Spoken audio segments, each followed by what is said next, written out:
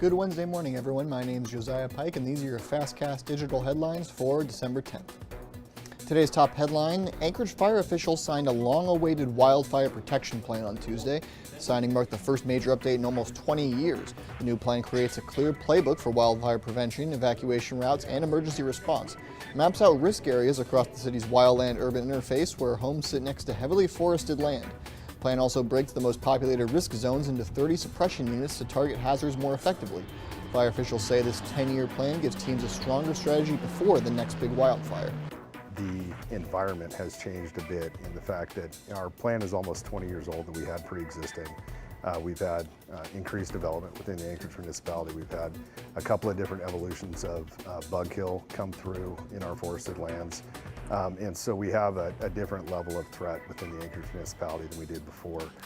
So it's definitely time to revisit that. ConocoPhillips has confirmed to Alaska's news source it laid off up to 12.5% of its North Slope workforce in September. It comes as employees move to form a union.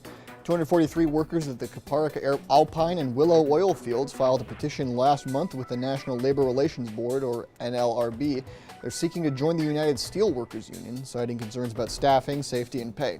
Now, the company says it's working with the NLRB for an election and wants workers to have the information they need to decide. ConocoPhillips announced in September it would cut 20 to 25% of its global workforce after merging with Marathon Oil. The company's spokesperson says they sought to limit the North Slope impact, characterizing cuts made there as about half the global rate. And finally, in Fairbanks, a community effort is making sure every child can experience the joy of giving this season. Today, the Two Rivers Homestead Charter School and Timberwolf Pact are hosting their annual Free Christmas Store.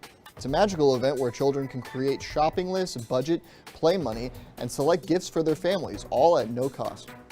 Their faces just glow. They come to you and they're like, "Can you help me wrap this for my mom? Hurry, she might see." And it really just brings so much joy to the students. It brings joy to the families. It brings joy to our community members.